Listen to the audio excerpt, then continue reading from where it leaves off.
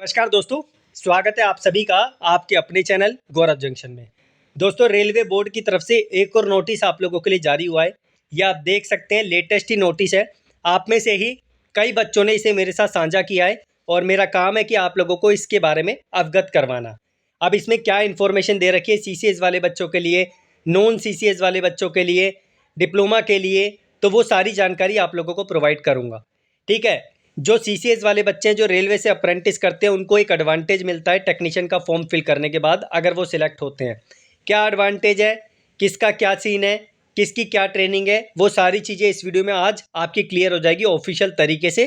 क्योंकि अभी तक मैंने जितनी भी बात आप लोगों के सामने इस टॉपिक पे की है वो वर्बली की है, क्योंकि हमारे कुछ साथी हैं जो टेक्नीशियन में लगे हुए हैं रेलवे में, तो उनके थ्रू मेरे पास वो इन्फॉर्मेशन आई थी। लेकिन अब जो चीज़ है आप लोगों के सामने वो रियल प्रूफ के साथ जो है मैं रख रहा हूँ, इसे आप लोग देखें और जानें। आगे बढ़ने से पहले एक चीज़ और, रेलवे टेक्नीशियन के आप लोग जानते हैं, मैंने आपको नोट्स प्रोवाइड किए हैं, एमसीक्यूज प्रोवाइड किए हैं। कुछ बच्चे बोल रहे थे कि सर जी इनका सेग्रीगेशन करके प्रोवाइड कर दीजिए, हम इतना अफोर्ड नहीं कर सकते, 300-400 रुपये हम पे नहीं कर पाएंगे। तो भाई मैंने सबका सेग्रीगेशन करके अलग अलग एएलपी टेक्नीशियन का अलग अलग कंटेंट आपको दे दिया है। डिस्क्रिप्शन में पहले नंबर पे लिंक मिल जाएगा, दूसरे नंबर पे मॉक टेस्ट मिल जाएंगे, तीसरे नंबर पे कंप्लीट आपको कंटेंट मिल जाएगा, वो चेकआउट आप लोग डिस्क्रिप्शन से कर लेना। अब बढ़ते हैं, ये जो सब्जेक्ट लाइन है ये ट्रेनिंग से रिलेटेड है, टेक्नीशियन का जो फॉर्म फिल करते हैं उनकी। तो ये कुछ चेंजेस हैं, जो अमेंडमेंट्स हैं, जो जब जब आप लोगों के हुए हैं वो पीरियड है, हमें इससे मतलब नहीं है, हमें जो मेन इन्फॉर्मेशन है उसे देखना है। अब यहाँ से देखो, the period of training for direct recruitment will vary depending on the qualification of recruits the same will as under. ठीक है। तो आप लोग जो है अपनी क्वालिफिकेशन के बेस पे, अपनी अप्रेंटिस के बेस पे यहाँ पर अलग अलग सिनारियोज देखते हैं जब आपका सिलेक्शन हो जाता है। तो सबसे पहले जिन बच्चों ने रेलवे से अप्रेंटिस करी है, एक चीज़ और, कुछ लोग बोलते हैं सीसीएस सिर्फ रेलवे के बच्चों को बोला जाता है। सीसीएस ऑल ओवर इंडिया से आपने किसी भी विभाग से अप्रेंटिस की हो सबको बोला जाएगा, चाहे आपने बीएचईएल से की हो, चाहे आपने ओएनजीसी से की हो, चाहे आईओसीएल से की हो, चाहे डीआरडीओ से की हो, चाहे किसी प्राइवेट विभाग से की हो, आप लोग सीसीएस के अंदर ही आते हैं। तो सबसे पहले जिन्होंने रेलवे से अप्रेंटिस करी है उनको किसी भी प्रकार की ट्रेनिंग यहाँ पे लेने नहीं पड़ेगी। थोड़ी बहुत ट्रेनिंग स्टार्टिंग में आपको लेने के बाद सीधा काम पर आप लोगों को लगा दिया जाएगा। इससे आप लोगों को एक बेनिफिट मिलेगा कि आप लोगों का प्रमोशन थोड़ा जल्दी हो जाता है एज़ कम्पेयर टू जो अदर कैटेगरी से फॉर्म फिल करते हैं। इसी वजह से सीसीएस अगर आपने नहीं लगाया था टेक्नीशियन में, तो आप लोग उसे लगा के चलना। मॉडिफिकेशन का आपके सामने ऑप्शन आएगा, उसमें देख लेना कि आप लोगों को जो है यहाँ पर ऑफर मिल रहा है सीसीएस अपडेट करने का, नहीं मिल रहा तो आप लोग उसे अपडेट कर देना।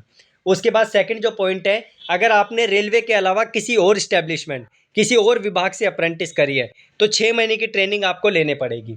तीसरा जो पॉइंट है, ITI pass candidates in the same और द फील्ड और रिलेटेड फील्ड एज पर जो आप लोगों का एडवर्टाइजमेंट नॉर्म्स है उसके आपको 6 महीने की ट्रेनिंग से गुजरना पड़ेगा। मतलब कि फॉर एग्जांपल फिटर की ट्रेड रिलीवेंट है, अपने फिटर से जो है टेक्नीशियन का फॉर्म फिल किया है तो 6 महीने की ट्रेनिंग से आपको गुजरना पड़ेगा। अगर आपकी ट्रेड मैच नहीं करती लेकिन फिर भी आपने आईटीआई लगाया है तो उसकी कंडीशन कुछ नीचे है, जिसे मैं आप लोगों को दिखाऊंगा। क्योंकि टेक्नीशियन का फॉर्म सिर्फ आईटीआई के बेस पे नहीं था, और भी यहाँ पर कैटेगरी थी। तो यहाँ पर कुछ ऐसी चीज़ें हैं जो आप लोगों की यहाँ पर नॉन रिलीवेंट ट्रेड या नॉन अप्रेंटिस के अंतर्गत आती है, तो उसे हम अभी देखेंगे। तो ये नोट आप लोग पढ़ लेना, यहाँ पर आप लोगों को दिख जाएगा। मैं सीधा आ जाता हूँ यहाँ पर, degree diploma holder in field of relevant trade and similar trade on पर विद एडवर्टाइजमेंट नॉर्म्स, आपको 6 मंथ की ट्रेनिंग से गुजरना पड़ेगा। Engineering degree diploma holder in field other than the of relevant trade, मतलब आपने टेक्नीशियन का फॉर्म फिल किया लेकिन आपकी ट्रेड जो है वो मैच नहीं कर रही थी जब आपने फॉर्म फिल किया, लेकिन फिर भी आपको एलिजिबल वहाँ पे माना गया, तो आप लोग 12 महीने की ट्रेनिंग से यहाँ पर गुजरेंगे। थर्ड जो पॉइंट है, जो 10वीं पास वाले बच्चे हैं, आईटीआई लगा के उन्होंने फॉर्म फिल किया है in one of the engineering trade following in the relevant trade for a post of technician grade 3 as per extant RRB notification but it is not the relevant trade for the post.